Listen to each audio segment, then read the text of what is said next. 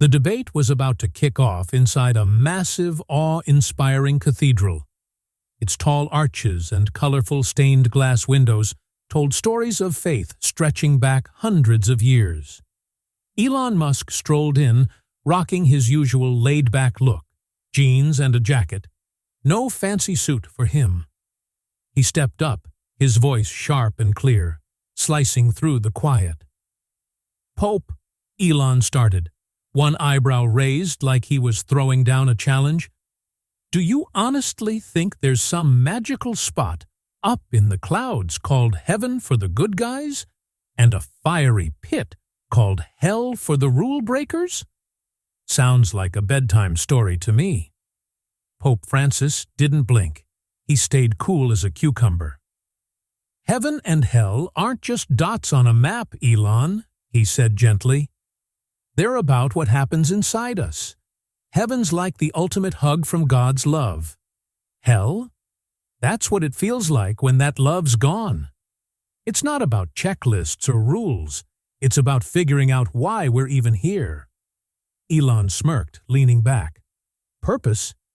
The only purpose I care about is keeping humanity alive, pushing us forward, literally, to the stars. Why dream about heaven when we can zoom around the universe ourselves? Why lean on faith when tech can figure everything out?" The crowd sucked in a breath. Elon's swagger was electric, but the Pope didn't budge. "Tech's great for some answers," Pope Francis replied, his voice steady as ever, "but it can't tell you what happens after your last breath. Can your rockets fly you past this life?"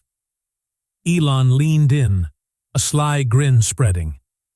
"This soul you're talking about, you can't see it, touch it, or prove it's there. Science cracks every code, explains every riddle. What you're saying? That's old school stuff, myths, legends. I'm all about what's real, right here, right now." The Pope felt the sting of Elon's words, but he wasn't shaken. He knew Elon was missing something big. "You're hooked on what you can see and measure," he said. "But what about love? What about fairness or kindness? Can your gadgets weigh those? Can science explain them away? The soul doesn't play by the rules of this world. Neither does love. It's not something you can plug into a math problem." Elon crossed his arms, his face blank. "Love? Fairness? Those are just things we humans made up in our heads," he shot back. "They're not real," Elon said, his voice firm. "What's real is stuff we can touch, stuff we can make. Heaven and hell? Those are just stories cooked up by people scared of dying, scared of what they couldn't figure out." The cathedral went dead quiet. His words echoed off the walls, and Pope Francis knew this was a big moment. He had to show Elon that faith wasn't about being afraid. It was about trusting something bigger. "Do you fear death, Elon?" the Pope asked, his voice soft but sharp enough to cut through. Elon blinked, caught off guard for a second. "No," he said after a pause. "I don't fear it. It's a puzzle to solve. We're building tech to stretch life out, maybe even make us live forever." The Pope's eyes didn't waver. "And what if forever isn't what you think? What if the real, eternal life isn't about keeping your body going, but about your spirit? What if chasing control over death pulls you away from what life's really about?" Elon let out a laugh, but it sounded a little uneasy. "True life? You mean bowing to a god I can't see? No thanks. I'd rather bet on what I can build myself." The air in the room felt heavy, like every word was a tug-of-war rope yanking the crowd in. Could Elon, the guy who lived for logic and facts, ever peek past the stuff he could measure? Could the Pope, with all his faith and quiet strength, get him to see it? Elon stood there, staring hard at the Pope, like he was trying to see right through him. The silence was so loud it almost hurt. But Pope Francis stayed steady, waiting. The whole world was watching this showdown. And it wasn't just about two guys arguing. It was about the big, messy clash between believing in something you can't grab and trusting only what you can hold. Elon broke the quiet, his voice cooler now, more like a chess player making a move. You keep talking about the soul, the spirit. But what's that, really? Just brain cells buzzing around making us feel stuff, think stuff. When the body's done, that's it. Lights out. No heaven, no hell, just the end. Pope Francis felt the heaviness of Elon's words. He'd heard this before, from folks tangled up in science and logic. But he knew this wasn't about winning with facts. It was about something deeper. You're talking about the body, Elon. And sure, that's real. But the soul, it's more than just pieces put together. It's the spark that makes you you, the life God breathed into us. You can't see it or weigh it, but you feel it's there. Elon shook his head, a half smile tugging at his lips. Feel it's there. With all due respect, Pope, I stick to what I can prove. The soul's just an old idea people made up to feel better about life's big mysteries. We don't need that anymore. Science has the answers now. Pope Francis leaned in a little, his eyes warm and kind. Elon, do you really think science has it all figured out? Can it explain why we love? Why we dream of something bigger than ourselves, something beyond this world? You've gone far, built amazing things, rockets, machines, you name it. But can your science give you peace? Can it light up your hope when death knocks? The crowd was glued to every word, barely breathing. Elon's face stayed blank, but he shifted in his seat, just a tiny wiggle that didn't slip past the Pope. For the first time, that rock-solid confidence of Elon's seemed to crack. Just a bit. His voice got quieter, almost like he was talking to himself. Hope? He echoed. Hope's a trick. It pulls us away from what's real. The truth is, we're on our own in this universe. No God's up there watching, no afterlife's waiting. We die, we're gone. End of story. Pope Francis nodded slowly, not agreeing, just listening. Okay, Elon, but if that's true, then what's the point? Why bother building anything? Why create or push humanity forward if it all just vanishes in the end? If life's just a quick blip between being born and dying, what's it all for? Elon paused, like he was digging for the perfect answer. The point is what we decide it is, he said. We make life matter by growing, by getting better. It's not about waiting for some dreamy paradise or dodging a fiery punishment. It's about what we do right here, with the time we've got. The Pope gave a small, gentle smile. And yet, with all you've done, rockets soaring to the stars, machines that think, you're still hunting for something. You've got the physical world in your hands, Elon. But what about that quiet ache inside? Peace? Joy? Your soul's still whispering for more. Elon's eyes flickered, a tiny spark of doubt breaking through his cool. I'm not after peace, Pope. I'm after truth, real truth, the kind you can touch, the kind you can build. The Pope's voice stayed soft but steady. The truth you're chasing, it's only half the picture. You're looking for it in the world, but the real deal's beyond it. God's not a thing you whip up in a lab. He just is, and he's where we find what we're really here for. Elon shook his head, a flash of frustration crossing his face. That's where we don't see eye to eye. You're banking on some afterlife payoff. Me, I'm busting my tail to make this life better for everyone. You talk heaven and hell, but I'm trying to build a future so good we don't need either one. Pope Francis let out a soft sigh, feeling how deep Elon's determination ran. You've got it wrong, Elon. Heaven's not a prize we sit around for. It's what happens when love wins. And hell? It's not a slap on the wrist. It's what's left when love's gone. It's about the choices we make every day. You can't code your way to heaven, and no gadget's going to shield you from hell. Your soul's craving something bigger, something forever. And only God can fill that spot. Elon's face turned hard again. That little flicker of doubt snuffed out fast. "You're wrong," he said sharply. "We don't need God to fill any gaps. We just need to keep pushing, keep building. One day, we'll beat death itself." Pope Francis shook his head, his voice tinged with sadness. "Elon, you're chasing a dream that'll never come true. No tech can erase the fact that we're human. We've got an expiration date. The only way to win over death is faith, trusting in God's promise of life that doesn't end." Elon's eyes blazed. "Then I'll prove you wrong. I'll show you we can beat it. We don't need your heaven or hell. We'll make our own paradise right here on earth."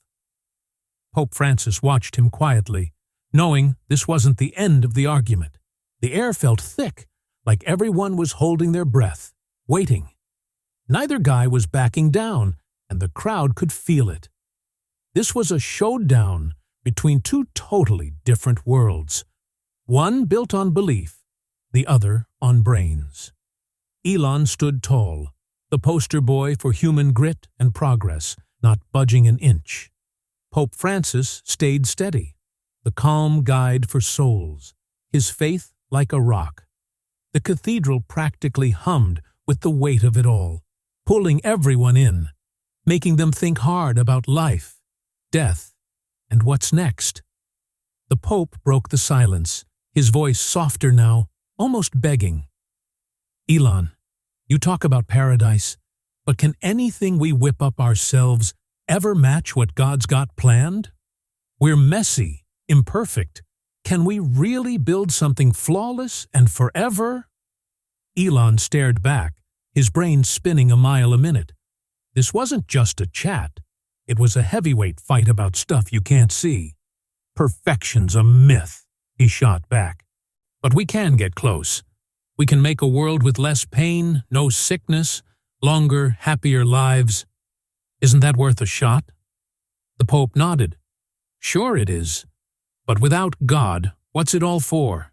You might stretch out life, build cool stuff. But if there's no love, no faith, no link to the one who made us, it's just empty. We're not built to stick around here forever, Elon. Our real home's with God." Elon's lips pressed tight, his patience wearing thin. "That's the problem, Pope. You're telling people to hold out for something that might not even show up. I'm giving them something solid, something they can see and touch." But Pope Francis didn't flinch. "The stuff you can't see is more real than you think," he said, locking eyes with Elon. "It's what pushes us, gives life its spark. You can grab the stars, but can you grab a soul? You can build robots, but can you build love? Love, faith, hope, that's what makes us us. Without that, what are we?" Elon's jaw tightened. "We're the smartest creatures on this rock. We can do unbelievable things. We don't need faith for that. Just forward motion." The Pope gave a sad little smile. "And yet, with all our big wins, we're still stuck asking the same old questions. Why are we here? What's after death? Science can't crack those on its own, Elon. It takes something more." Elon didn't answer right away. The silence was heavy, buzzing with tension. The crowd leaned in, dying to know who'd blink first, who'd come out on top. But there'd be no quick winner today. The debate was still wide open, and the big question hung there. Could Elon, with all his smarts and drive, ever get what Pope Francis was so sure of? Would Elon keep chasing the idea that he could control everything? Would he stick to his dream of a perfect world made by humans? Only time would tell. The world watched, holding its breath, as the debate hung in the grand cathedral. Pope Francis could tell Elon was wrestling with more than just words. This wasn't just a clash of opinions. Something bigger was bubbling underneath. Elon had done incredible things, no doubt. Rockets, tech, wild ideas brought to life. But with every win, there was still a hole, a restless itch pushing him to do more. No matter how far he flew or how high he climbed, that empty feeling stuck around. The Pope saw it. Elon wasn't just building stuff or aiming for the stars. He was running from something he couldn't pin down. That deep, quiet hunger for something forever. "You've done a lot, Elon," Pope Francis said, his voice warm but worried. "But there's something else driving you, isn't there? Something bigger than just wanting to win. You've been hunting for answers your whole life, meaning purpose. But even with all you've pulled off, that hunt's still going. Why's that?" Elon's eyes darkened, his jaw locking tight. "I'm not hunting for meaning. I'm making it. I'm building a future where we don't need faith, where we call the shots. That's what progress is, right?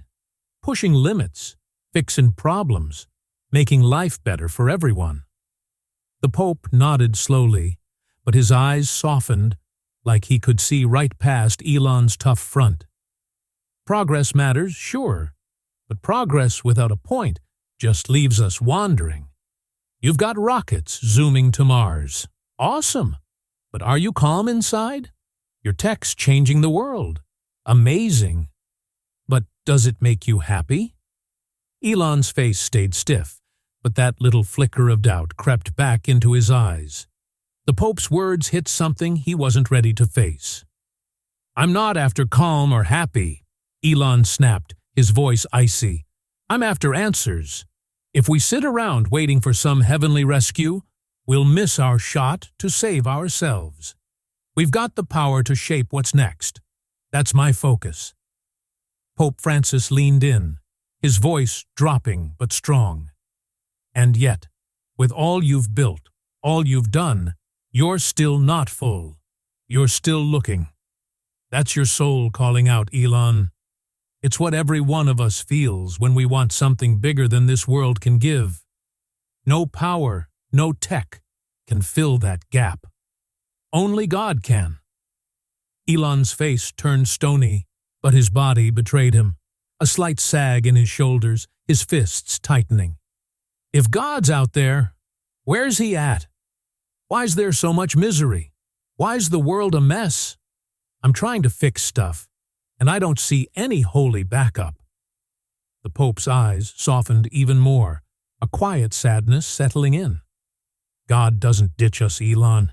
He lets us choose. Choose to love, to build, to help each other. Pain's part of this life, yeah. But it's not the whole story. You see the mess and want to control it. Fix it.